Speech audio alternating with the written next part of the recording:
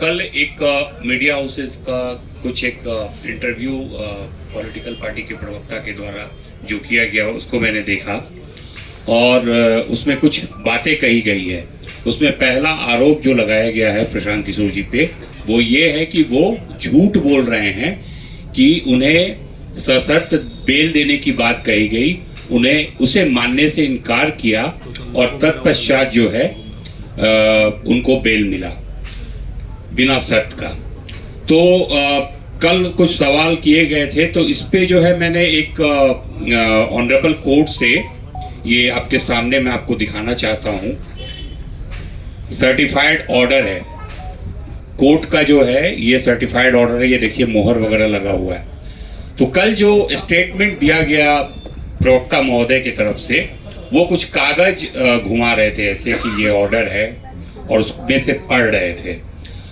तो पता नहीं आप लोगों को, मुझे तो नहीं दिखा वो ऑर्डर, आप लोगों को दिखाया गया या नहीं दिखाया गया। मैं आपके सामने मैं चाहूँगा कि आप लोग इस पे फोकस करें और देख लें। ये सर्टिफाइड कॉपी है, ऑनरेबल कोर्ट का साइंड कॉपी कल शाम में मेरे पास उपलब्ध हो पाया है। इसमें मैं एक बात कहना चाहूँगा कि फर्स्ट हाफ में जब प्रशांत जी को वहाँ ले के जाया गया तो ऑनरेबल जो हमारे लर्नेड सीनियर हैं वाईवी गिरी जी और उनके जूनियर्स वहाँ पे कोर्ट रूम में थे अवेलेबल, और उस समय चूंकि बहुत हल्ला हंगामा भी हो रहा था, बहुत ही माहौल वहाँ का अजीबोगरीब था। लेकिन क्या आप लोग इस बात से इनकार करते हैं कि मीडिया हाउसेस भी इस बात को चलाए हैं कि सशर्त बेल देने की बात कही गई, जिस सशर्त बेल को वो शर्त को मानने से इनकार किए, इसलिए उन्हें जेल जाना पड़ेगा। ये बात निकल के मेरे संज्ञान में भी मीडिया हाउसेज के द्वारा यूट्यूब एंड डिफरेंट चैनल्स पे ये चीज़ आ रही थी कि प्रशांत किशोर ने सशर्त बेल लेने से किया इनकार, अब वो जाएंगे जेल। ठीक है, यहाँ तक आप सब लोग समझ रहे हैं।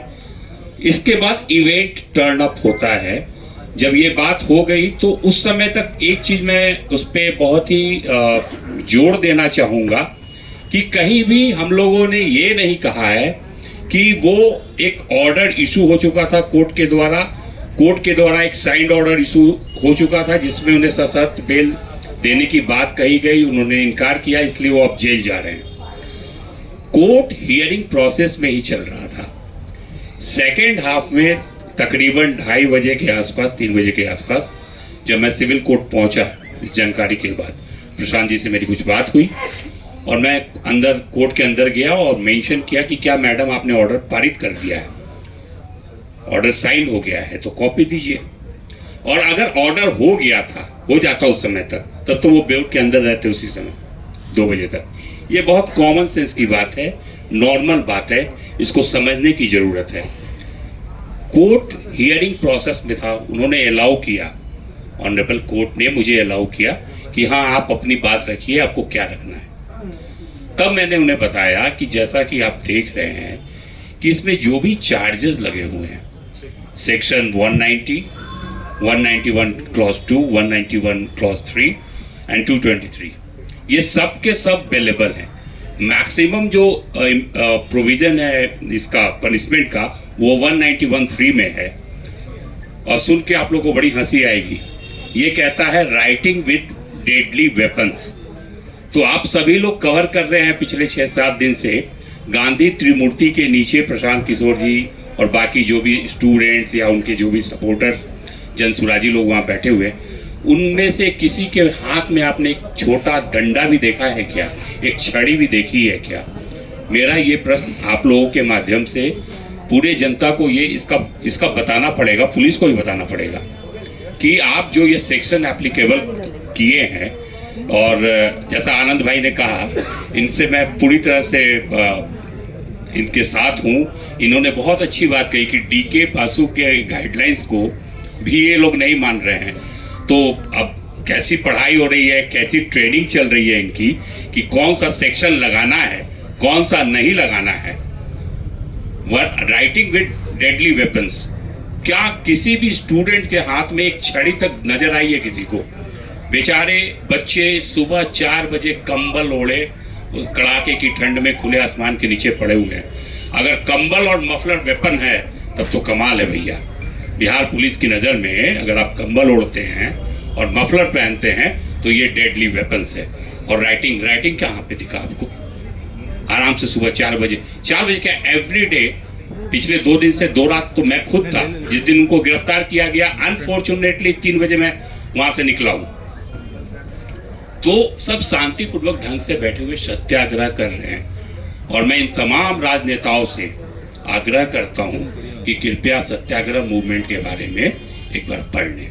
गांधी जी की दुहाई बार बार आप लोग देते हैं, सत्याग्रह किस तरीके से होता है और प्रशांत जी का जो आमरण अनशन है वो कैसे उपद्रवित तरीके का था, ये आप बता दीजिए हमको।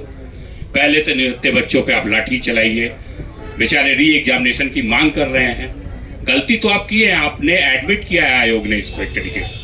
The moment you cancelled the examination of बापू परीक्षा केंद्र of 12,000 or perhaps 18,000 students, meaning thereby you admitted your fault कि आप गलती किए हैं। ऐसे ही कर दिया क्या 18,000 स्टूडेंट का आपने एग्जामिनेशन कैंसिल। अब आते हैं कोर्ट में, फिर वही प्रोसेस हियरिंग की चल रही थी। ऑनरेबल ने सुना मुझे शांतिपूर्वक ढंग से। मैंने उनसे रिक्वेस्ट किया कि देखिए ये सारे के सारे सेक्शंस बेलेबल सेक्शंस हैं और इस शख्स को कोर्ट पुलिस थाने में कायदे से बेल मिलनी चाहिए, कॉन्स्टिट्यूशनल राइट है। तो वहां बेल नहीं मिला, तो जब इनका राइट का वायलेशन हुआ है तो मैडम आप सशर्त बेल क्यों दे रही हैं? जो पुलिस ने नहीं किया वो काम आप कर दीजिए, मेरी रिक्वेस्ट है। इसको उन्होंने सुना, काफी टाइम लिया। तत्पश्चात उनको जो है पीआर बॉन्ड पे ही सिंपली उनको मुक्त किया गया है। अब मैं आप लोगों को बता दूं कि पीआर बॉन्ड जो है वो बेसिकली पर्सनल रिकॉग्निजेंस बॉन्ड कहते हैं उसको, और पर्सनल रिकॉग्निजेंस बॉन्ड में भी शर्त रहता है भैया। कोर्ट चाहे तो शर्त लगा सकता है, लेकिन मैं आप लोगों को क्लियर कर देना चाहता हूं कि उसमें चूंकि वो पीआर बॉन्ड मैंने ही ड्राफ्ट किया था, वो पीआर बॉन्ड मैंने अपने हाथों से हैंड रिटेन ऐसे ही एक A4 के कागज पे अपने हाथ से लिखा है। वो यहाँ नहीं है, कोर्ट का रिकॉर्ड है, कोर्ट में होगा। उसमें 4 बातें मैंने लिखी है। अब आप बताइए कि क्या वो शर्त है या फिर वो तथ्य है। पहली बात उसमें जो लिखी गई कि I M accused in this case, मैं इस केस में अभियुक्त हूँ, मतलब 5/2025 गांधी मैदान PS केस। तो क्या ये बात शर्त है कि तथ्य है कि मैं इस केस में अभियुक्त हूँ? वो अभियुक्त थे, लिखा उन्होंने। दूसरी बात जो लिखी गई उसमें ये लिखी गई कि I am being enlarged on bail by this honourable court, इस कोर्ट के द्वारा मुझे जमानत पर मुक्त किया जा रहा है। ये शर्त है या तथ्य है, ये आप डिसाइड कीजिए, ठीक है। तीसरी बात जो लिखी गई वो ये लिखी गई, I will cooperate the police in investigation and face the trial. मतलब मैं बिहार पुलिस को अगर वो इन्वेस्टिगेट करते इस मैटर को तो उसमें सहयोग करूंगा, और अगर ट्रायल चलता है, विचारण चलता है, तो मैं कोर्ट में अपीयर होऊंगा। तो ये भी क्या शर्त है? क्या कोई भी भारत का नागरिक या भारत के संविधान को मानने से जो इनकार करेगा वही बोलेगा कि हम पुलिस को इन्वेस्टिगेशन में मदद नहीं करेंगे, और अगर मेरे अगेंस्ट ट्रायल चलेगा तो मैं इसको फेस नहीं करूंगा। ये कोई हार्ड एंड क्रिमिनल ही इस तरह का बात कर सकता है, एक टेररिस्ट ही इस तरह का बात कर सकता है। चौथा बात मैंने लिखा, अगर मैं ट्रायल नहीं फेस करूंगा और मैं पुलिस को कोऑपरेट नहीं करूंगा तो मैं 25,000 रुपया सरकार को दूंगा। तो आप लोग खुद ही डिसाइड कीजिए कि इसमें से कौन आपको शर्त लगता है। उनको ट्रायल तो फेस करना पड़ेगा, प्रशांत किशोर हो चाहे कोई भी हो। अगर आपके विरुद्ध FIR लॉन्च हुआ है, गलत या सही माननीय न्यायालय डिसाइड करेगा, ट्रायल चलेगा, जजमेंट होगा, नहीं संतुष्ट होंगे अपील में जाएंगे। Higher forums are there, high court are there, supreme court is there. तो वो तो न्यायालय ही डिसाइड करेगा।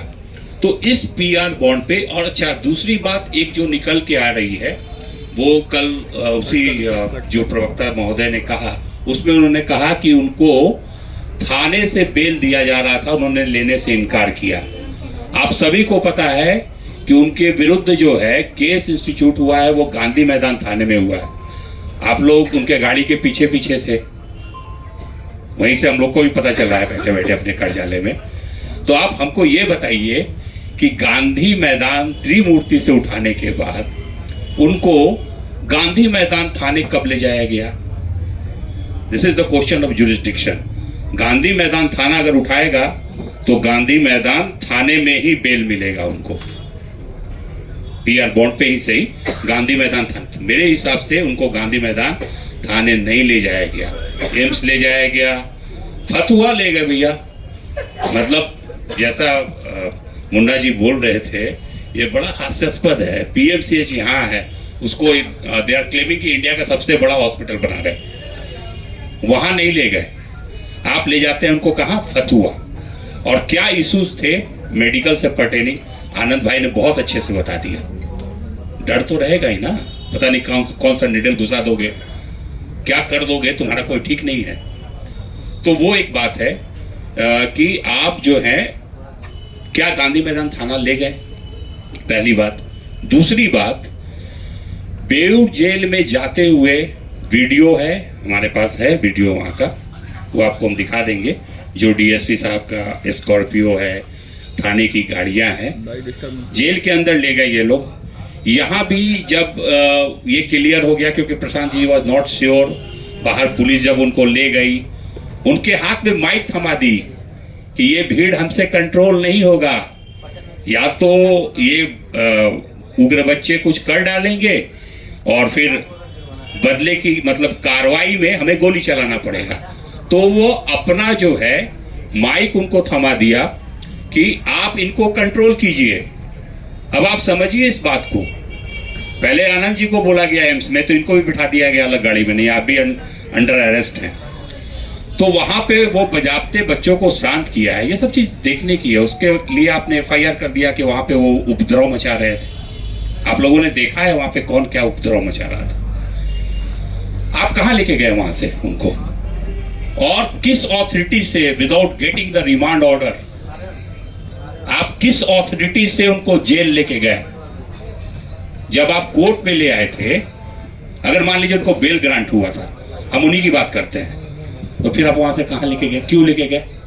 उनको तो वहां से फ्री हो जाना चाहिए था। हम लोग माला वाला पहना के ले आते उनको, कहां लेके गए, ये प्रश्न है।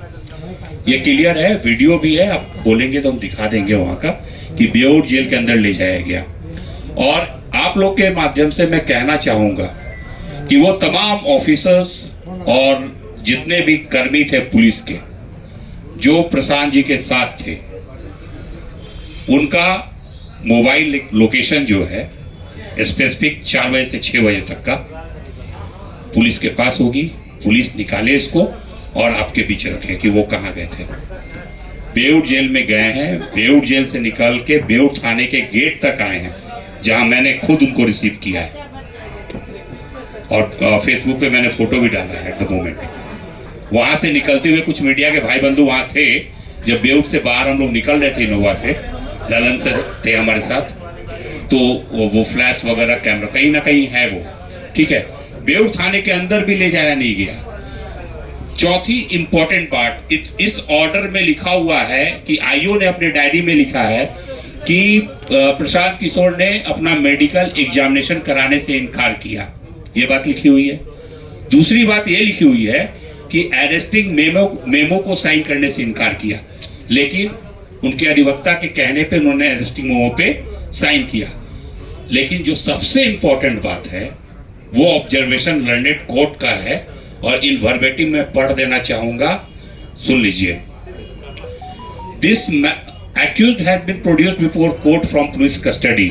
This matter pertains to section 191(2), 191(3), 190 and 223 of BNS, which are available in nature.